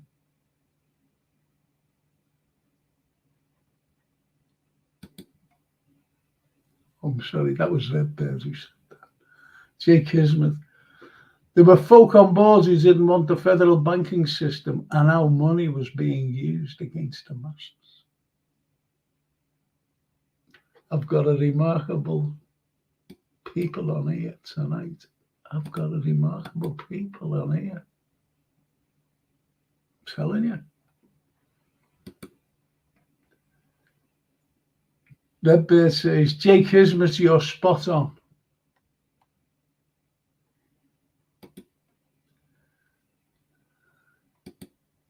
Annie McCann. Franco, you will have to tell me more on the Titanic. Can't wait, lad.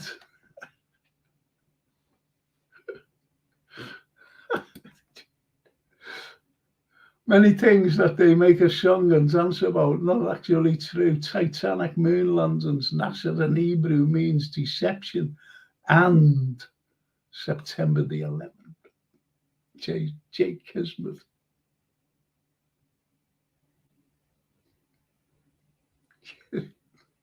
I love this. I love these. Love them. Did you know that Titanic had a sister ship, says Redbird?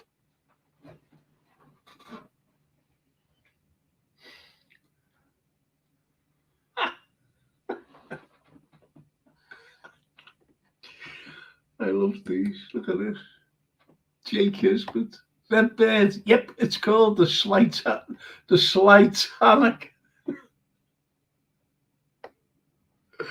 Oh, fantastic. And Shane McGowan. A pint. Mille grazie. Mille grazie, mio amico. Grazie. Yeah, I'll tell you what I'll do with you.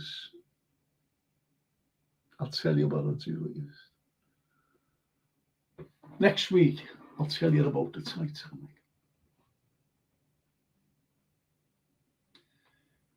If you like controversial stuff, I'll tell you about the Titanic. What I know. I did something for BBC 2 years ago, and it was about spivs in the Second World War.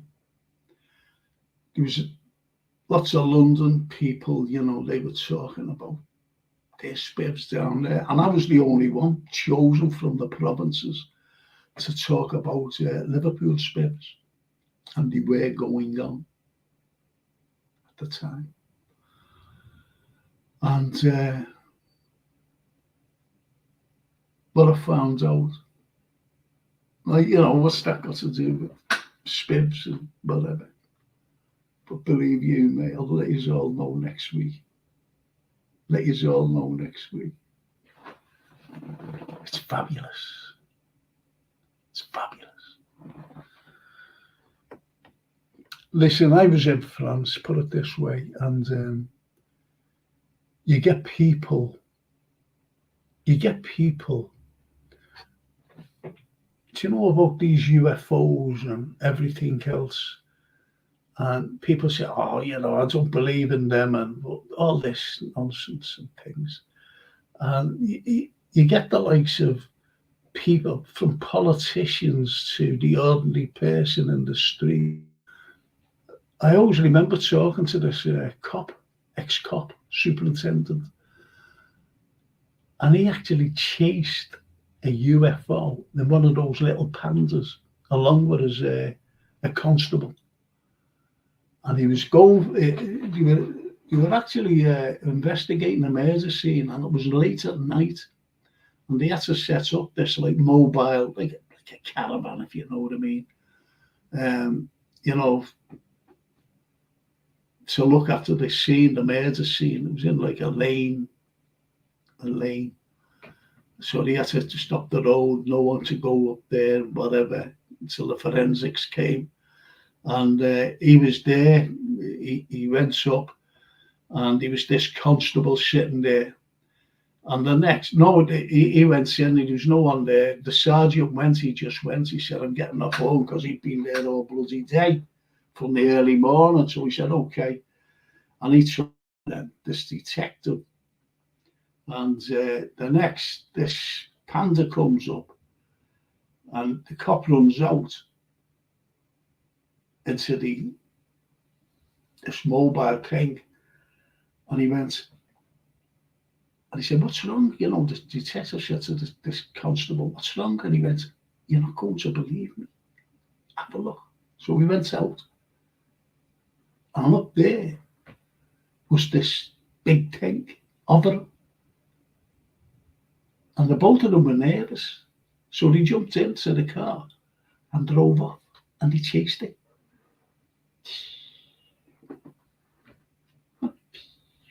Chased it. Until, you know, going through these little lanes, and it was just above them. And someone said, oh, it must have been, a reflection of the moon. And he said, no, you can't get a reflection on the moon when there was heavy cloud. Couldn't even see the moon. So we chased that. Now, when you look at things and you actually see things with your own eyes, you say to yourself, well, am I hallucinating, or am I imagining it? You don't know. And I was with a lad named Jared Sheraton. And Jared's, you know, I know he just laugh at me, but he's the most cynical person in the world. And I mean cynical. He will not believe anything unless he's seen it himself. Very cynical on anything, everything. And I was at uni with Jared, and he was a smashing fella, still is, I have a thing. And we had a few beers, and it was at Christmas time. We weren't inebriated or anything, and we were just walking home, and it was a clear sky. And we seen these things in the sky, like moving, like this, and in formation, and out again. And I'm talking about on top of one another, then spreading out, and then again. It's like a bloody dance in the sky. And then they just went like in line then, from like being like that, about 5, 6 of them like this, all below one another. Then they went like that all together, along like that. And then it just went, gone, gone, flash of an eye, just gone. And we just looked at each other. And I never seen Jerry till years later. And we were chatting, just chatting. And he said to me, "Do you ever remember that night?" And I said, "Yeah." He said, "What do you think?" I said, "I couldn't tell you." He said, "I've never got over that, ever, what we see." And in a week or two, now I'm going away, aren't I? So next week I'll tell you more about this. We got a title there, Why They Sank Her. I'll tell you more about it next week. It's just nice. See, what does Annie say? Let's see what Jake is. Hang on just a minute, I'll go through these, please. Give me a minute.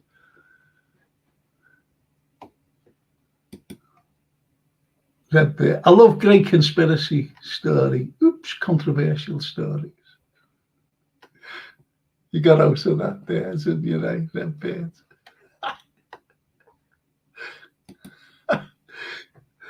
Great show as always, Frank. Sorry I was late tonight. I had to change my Facebook account over issues where I'll have to send another friend request to you. It is me, though, sending it.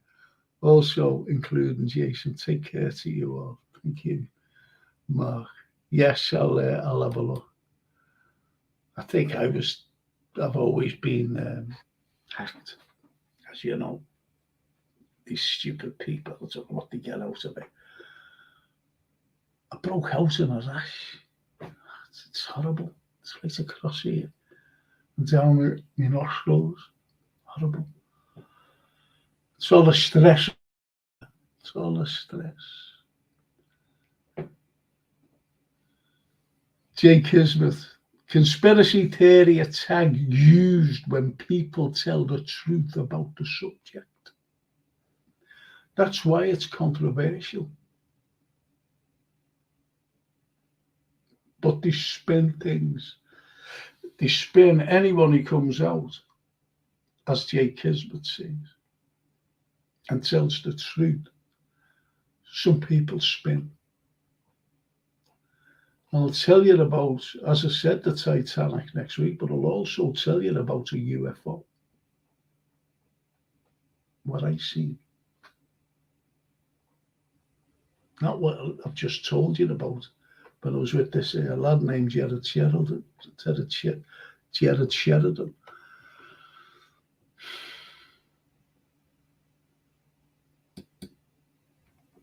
And it was remarkable. Frightening. Franco, I don't mind UFOs, just can't do stories.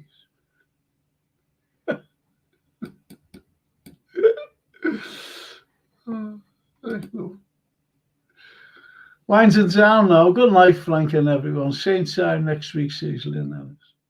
Good night, Lynn. Thank you for joining us. Annie Mac says good night, Lynn. See, that bad.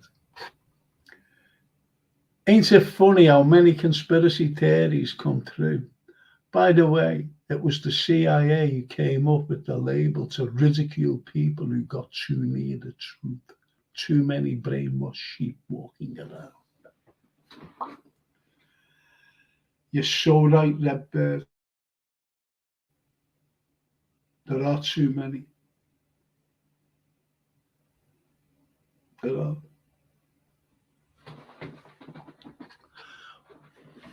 What did Leo Tolstoy say?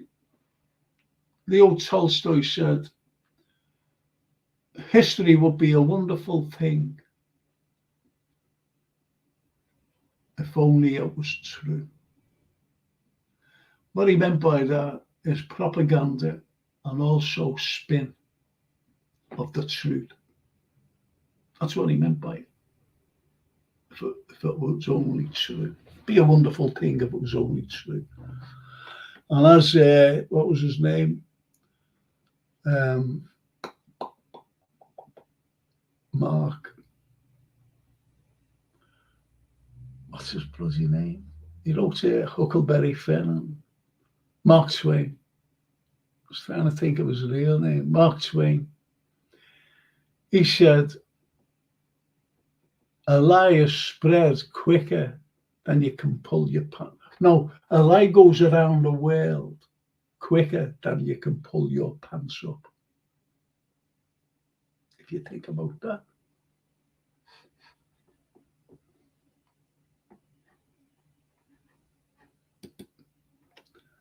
Mark Harris says, Frank, I've sent you a friend request. Now you'll know what's be. That'll be brilliant. Titanic. One other thing to say, if buildings in Rome that are thousands of years, it proves the Liverpool old ones should still be standing. No excuse. That's all. Good night. Spot on, Mark. You still have to tell us about the UFO story, Frank says, Jake Kismet. I will tell you next week. It's quite remarkable. And it didn't happen in this country. It didn't happen. Tony Barton. Can't wait for the Titanic story, Frank. It's like a serial, isn't it? Come back next week. Remember when we were kids? You have to go back. You know, you see these series on the cinema. And the next, you have to wait till next week to see what happened. Oh, brilliant. Especially Zanzibar and Ming. Remember Ming? You know, the baddie, Ming. Red Bears, I've seen and believe for telling what I know. People tried to get me locked up. No lie. Yep. See, what it is with people is that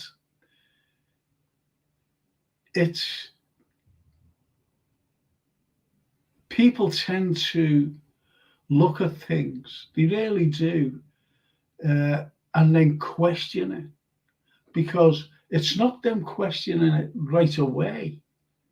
It's what other people say. And they go, oh, I can't believe that. That's nonsense. That. So I mentioned there before about 9/11. And 9/11, no matter how you look at it, definitely a put-up job. Definitely.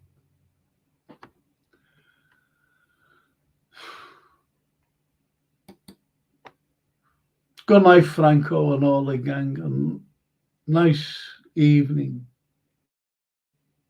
says Annie McCann. Yes. See you next week, hopefully, Annie. Thank you, sweetheart. Love you. Same time, same channel, says Charlie Wood. Redbeard, says Jay Kismet. That was what amazes me, that folk actually stick up for the people who make their lives expensive and misery. Job done. That's what I've always said, you know. People are screaming and shouting at the government, but it's the people who shout at the government who vote them in. Well, I tell you what, people, thank you so much for joining me tonight. Poor Frank's a little tired now. And I never finished my sleep and my tea. But it's cold, but I don't mind tepid tea or cold tea, to be honest. And it's just for me to say a big good night. For all you football fans, I'll see you all tomorrow night, hopefully, on the FC Liverpool, talking about the Sunday game, talking about number sixes. That's what it's all about. And I've got to give Jason a title. And the title is, Jason, if you're looking in, but I will ring you right away, is this. Do we still need a number six? That's your title for tomorrow. Title per demand. Per demand.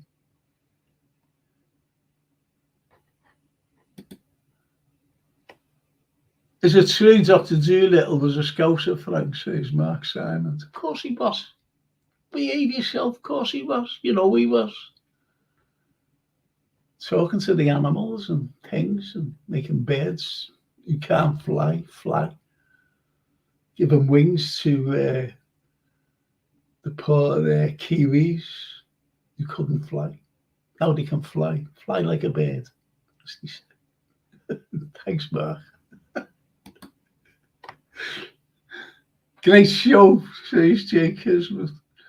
Frank, good night. Darwin stepped up for us guys yesterday. You never walk alone, says Jake Kismet. Yes, Jay, absolutely. That is my little friend. Love this girl. And she's a blue, by the way. Thank you, Jason, lad, and good night. There's Annie McCann. Annie McMahon. And it's just for me to say a big thank you to all you out there. I've never known anything like it in my life. Absolutely brilliant and very, you were very informative to me. I think it's been one of the best history shows.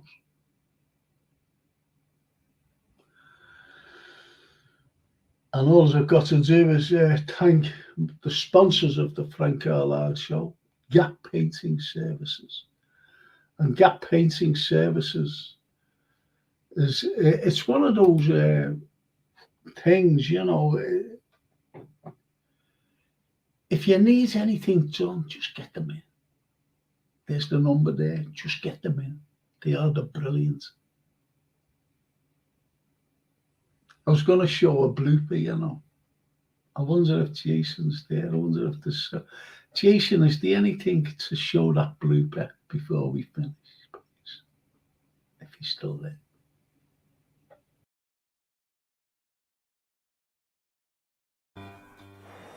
As with the Port of Liverpool building, again, Cunard, there was no expense spared because of the lucrative. Further down into the Cunard building, here we have the air. Further down into the Cunard buildings, here we have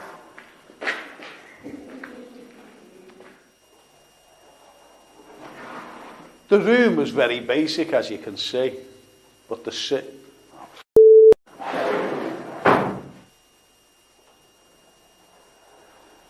rooms were very basic, but at least the value.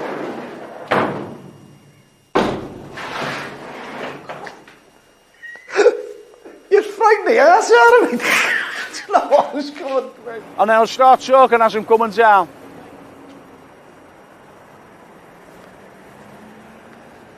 This is the finest. Back here in the North End entrance, we have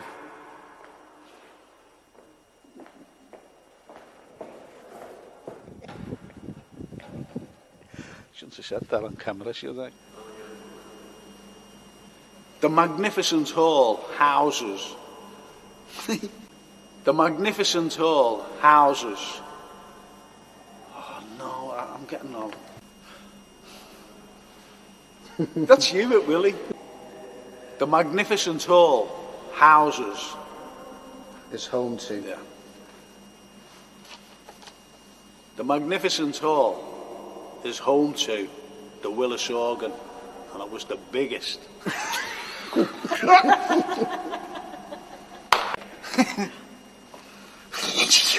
That's it. There we go. Alex, hang on. The Magnificent Hall. The Magnificent Hall is the home. No, I'm sorry about this. The Magnificent Hall is the home of the Willis. The Magnificent Hall is the home of the Magnificent Hall.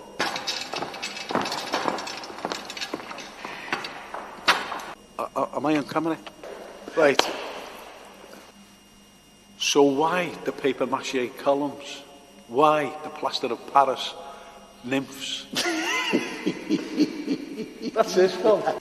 Why the paper mache columns? Why the plaster nymphs? Sorry. Oh no. There you go. Why the paper mache columns? Why the nymphs? And why?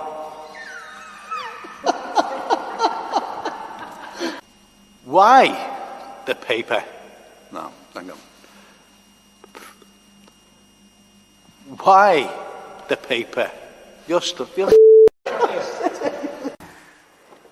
And this is where the prisoner would be.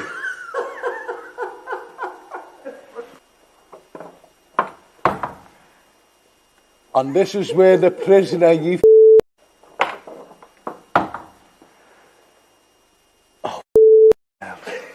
Once the prisoner was called, he'd be through this gate, the gate firmly shut behind him, along this dark passage, waiting in the court for his fate.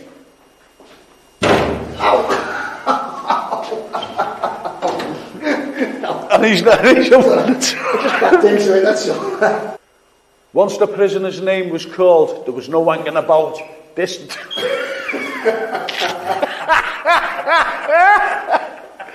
I couldn't open it. Oh, brilliant! Oh, brilliant! Once the prisoner was called, there'd be no hanging about.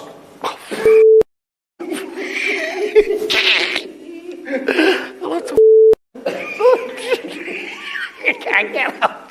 Yeah, that's fine. Come on, Mr. Universe. No, oh, Jesus. And this is where the prisoner would be walking up.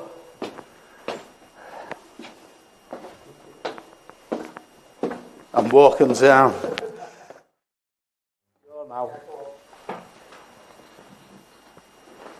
One could say. I like it. See you later. One could say the judge was flushed. Why have I got this blessed in? One could say that he was Stand by, we're rolling. One could say that the judge was flushed with Victorian. Doesn't work, doesn't it? No.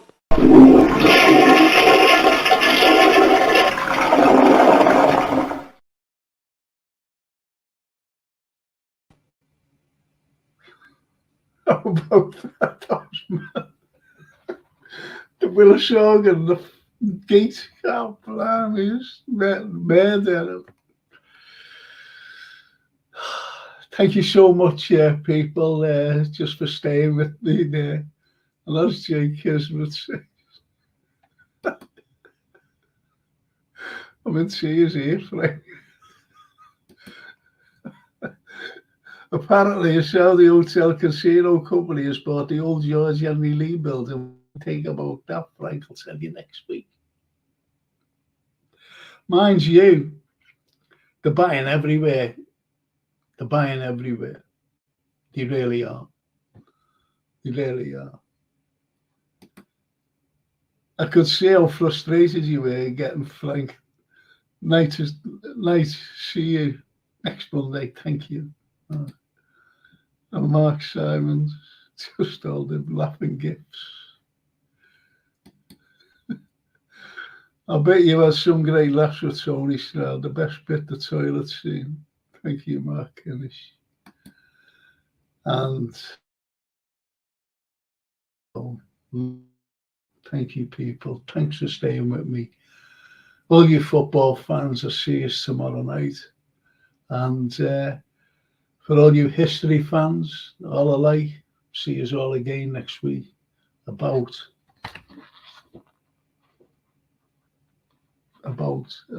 as I was saying, yeah, look, isn't it? The Titanic. Oh, the Titanic. So we'll see us all about that. I'll see us all about a UFO and more history and more Little Prince of Liverpool. Thank you so much. Shiva Diamo, Adamani, Seda. Ciao. Ciao tutti. Thank you. Thanks a million. Thanks, Jason. Thanks, everybody. See you later. See you. Oh, that's nice. FC Liverpool. That's lovely, that. Thank you. Love that. And good night. God bless, Frank. Thank you so much, Mark Simons. Thank you. I'll see you all next week. Ciao. No, tomorrow, Liverpool.